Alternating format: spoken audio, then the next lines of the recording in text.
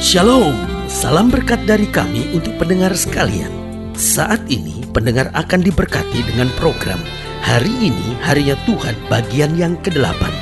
Sebuah program rohani tentang doktrin Alkitab yang menolong kita untuk semakin tertanam dalam kebenaran firman dan bertumbuh dalam kemuliaan. Bersama hambanya, Pendeta Gilbert Lumwendong, STH. Banyak orang merasa doktrin Alkitab sebagai sesuatu yang membingungkan. Tetapi tahukah saudara bahwa doktrin Alkitab intinya adalah memahami Alkitab dengan benar, dengan pemahaman yang sistematis, sehingga kita terus dapat tertanam di dalam kebenaran firman, sehingga kita terus bertumbuh di dalam kemuliaan Allah. Buka hati saudara sekalian untuk menerima berkat-berkat firman-Nya hari ini. Pada dasarnya suka atau tidak suka, mau atau tidak mau, terima atau tidak terima, siap atau tidak siap, kejahatan dan musuh akan senantiasa berada di sekitar kita.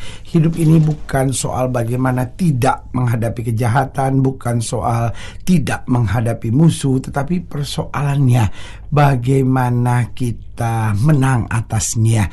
Karena seringkali pada dasarnya Tuhan mengizinkan kejahatan dan musuh ada di sekitar kita. Lalu mungkin kita bertanya, kenapa Tuhan yang baik mengizinkan kejahatan dan musuh ada di sekitar kita? Yang pertama, agar kita belajar berserah senantiasa. Karena saudaraku yang kasih dalam Tuhan, seringkali kita kalau menghadapi musuh, kita jadi orang-orang yang panik, kita jadi orang-orang yang mudah emosi, kita jadi orang yang mudah kecewa. Saudaraku yang kasih dalam Tuhan, padahal Tuhan cuma mau inginkan kita belajar berserah, bahwa aku Tuhan yang memelihara kamu. Ada saatnya Tuhan suruh kita menghadapi, ada saatnya Tuhan minta kita berdiam, dan Tuhan yang akan menyelesaikan buat kita. Jadi ingat, seringkali Tuhan mengizinkan kejahatan dan musuh ada di sekitar kita agar kita belajar berserah. Yang kedua, agar kita belajar untuk fokus hanya pada Tuhan.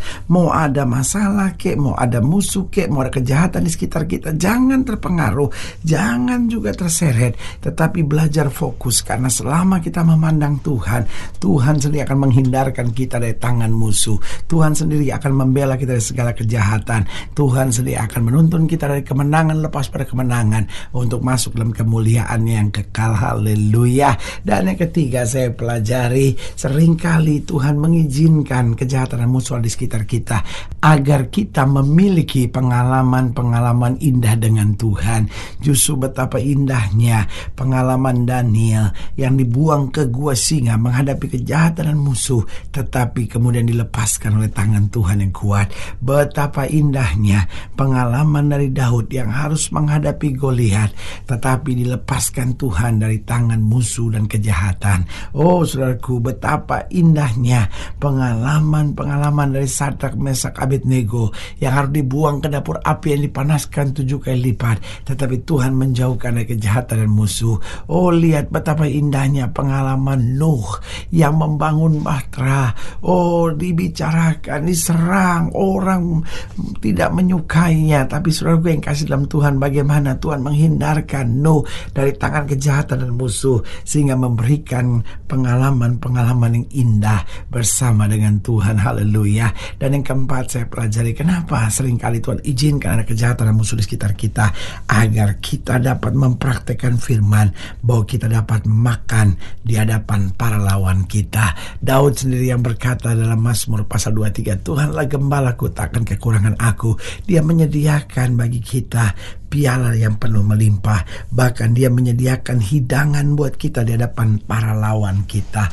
Artinya apa? Kemenangan buat kita menjadi pasti, karena musuh boleh dengan segala rancangan-rancangan jahatnya di sekitar kita, tapi kita menikmati hidangan yang Tuhan sediakan buat kita. Haleluya. Selamat datang dalam program kita hari ini, harinya Tuhan. Sebuah program rohani yang kembali mengingatkan kepada kita betapa pentingnya kita menjadikan firman Tuhan sebagai dasar keseharian hidup kita. Karena selama Mari kita jadikan firman Tuhan sebagai dasar keseharian hidup kita. Langkah-langkah ke depan kita penuh dengan kepastian, kemenangan, berkat, mujizat, dan perkara-perkara besar. Haleluya.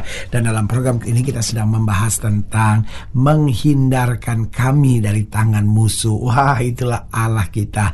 Ada saatnya Dia izinkan kejahatan dan musuh di sekitar kita. Tetapi kemudian ketika Dia melihat iman kita teguh, ketika Dia melihat langkah kita tepat, maka tangan Tuhan sendiri akan menghindarkan kita dari segala tangan musuh. Haleluya. Nah, saudara yang kasih dalam Tuhan, dalam pembahasan kita tentang menghindarkan kami dari tangan musuh, kita mau sama-sama belajar dari Esra pasal 8. Esra pasal 8 ayatnya ke-31, Esra pasal 8 ayat 31 sampai ayatnya ke-36. Esra pasal 8 ayat 31 sampai 36, demikianlah firman Tuhan di bawah judul perikop tiba di Yerusalem. Kemudian berangkatlah kami dari sungai Ahawa pergi ke Yerusalem pada tanggal 12 bulan pertama untuk berjalan ke Yerusalem. Dan tangan Allah kami melindungi kami dan menghindarkan kami dari tangan musuh dan penyamun. Lihat, saudaraku yang kasih dalam Tuhan, ada saatnya bangsa umat Allah ada di sekitar kejahatan dan musuh yang coba menyerang. Tetapi ada saatnya tangan Tuhan kemudian melindungi dan menghindarkan kami dari tangan musuh dan penyamun. Ayat yang ke-32, maka tibalah kami di Yerusalem sesudah kami tinggal di sana selama 3 hari. Maka pada hari yang keempat ditimbanglah perak dan emas dan perlengkapan-perlengkapan itu di dalam rumah Allah kami di bawah pengawasan Imam Meremot bin Uriah yang didampingi oleh Eleazar bin Pinehas. Dan mereka dibantu oleh Yozabat bin Yeshua dan Noaya bin Binui, orang-orang Lewi. Ayat 34, semuanya dihitung dan ditimbang kembali dan jumlahnya timbangannya dibukukan. Pada waktu itu juga orang-orang yang telah kembali dari penawanan, yakni mereka yang pulang dari pembuangan, mempersembahkan sebagai korban bakaran kepada Allah Israel lembu jantan 12 ekor untuk seluruh Israel, domba jantan 96 ekor, anak domba 77 ekor, kambing jantan sebagai korban penghapus dosa 12 ekor, semuanya itu sebagai korban bakaran bagi Tuhan. Mereka menyampaikan juga surat perintah raja kepada wakil-wakil raja dan bupati-bupati daerah sebelah barat sungai Efrat. Dan orang-orang itu memberi sokongan kepada bangsa kita dan kepada rumah Allah. Saudaraku yang kasih dalam Tuhan, ada saatnya Tuhan mengizinkan di sekitar kita ada hal-hal yang mengecewakan, menyakitkan, dan mendatangkan beban buat kita. Tapi ada saatnya ketika Tuhan melihat kita lulus dari ujian yang Tuhan izinkan terjadi, maka tangan Tuhan yang kuat akan menghindarkan kita dari segala tangan musuh. Nah, pertanyaannya, bagaimana agar kita dapat dihindarkan dari tangan musuh? Yang pertama sederhana, jangan buat musuh. Saudaraku yang kasih dalam Tuhan, memang iblis itu seperti singa berkeliling mencari orang yang dapat ditelannya. Iblis mau coba pakai apa saja, iblis mau coba pakai siapa saja. Tetapi dari kitanya, jangan buat musuh, jangan buat permusuhan. Walaupun ada perbedaan, anggaplah perbedaan bukan sebagai awal dari keributan dan permusuhan, tetapi anggaplah perbedaan sebagai kekayaan, kemuliaan yang Tuhan sediakan.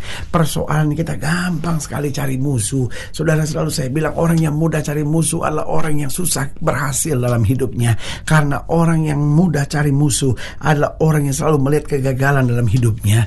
Tidak selamanya kita jumpai keadaan bisa seperti yang kita harapkan. Kita tidak mungkin jumpai semua orang bisa persis seperti yang kita mau. Tetapi belajarlah mengerti bahwa Allah izinkan perbedaan-perbedaan ini untuk menjadikan kita orang-orang yang luas dalam berpikir, kaya dalam iman, dan kaya akan pengalaman. Karena itu jangan buat musuh dalam hidup. Kalau ada orang yang menyakiti kita, berkati. Kalau ada orang yang rancangan yang jahat buat kita, tetap doakan untuk hal-hal yang baik.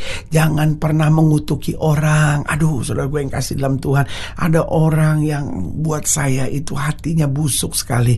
Senangnya itu ngutukin orang supaya dia lumpuh, supaya dia buta, supaya dia tuli, supaya dia ketabrak mobil. Saudara gue yang kasih dalam Tuhan, itu kan orang yang hatinya busuk, saudara-saudara.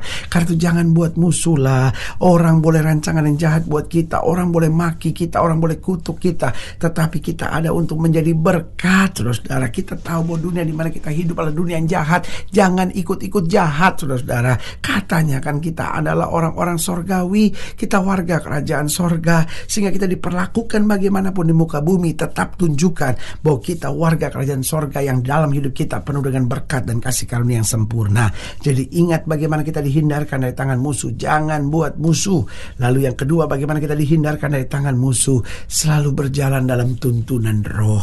Saudaraku yang kekasih dalam Tuhan, dunia ini penuh dengan orang-orang yang berjalan dengan tuntunan logika. Ya tapi pendeta kan gak bisa, logikanya kan begini. Saudaraku yang kasih dalam Tuhan, saya setuju dengan logika, tetapi logika ada di bawah hukum roh, saudara-saudara. Jangan tempatkan hukum roh di bawah hukum logika, karena ada saatnya logika tidak dapat berpikir lagi, tetapi iman kepada Allah Roh Kudus tetap akan menuntun kita dalam kehendak kemuliaan kuasa yang sempurna. Haleluya. Jadi bagaimana agar kita dihindarkan dari tangan musuh? Jangan buat musuh. Lalu yang kedua, selalu berjalan tuntunan roh, maka hati kita lembut, langkah kita tepat, keputusan kita benar, dan jalan-jalan kita berkenan kepada Tuhan. Lalu yang ketiga, bagaimana agar kita dihindarkan dari tangan musuh? Jangan beri kesempatan kepada iblis, saudara. Saudaraku, sering kali kita beri kesempatan kepada iblis, dan iblis itu kalau lihat celah, di situ dia bawa musuh, dan di situ dia menjajah hidup kita. Makanya Alkitab ingatkan kita, jangan beri kesempatan kepada iblis, tetapi taruhlah kesempatan untuk berkat Allah, damai Allah, sukacita Allah di hati kita. Haleluya. Dan yang keempat, saya pelajari bagaimana agar kita dapat dihindarkan dari tangan musuh. Jangan biarkan diri kita terus terintimidasi.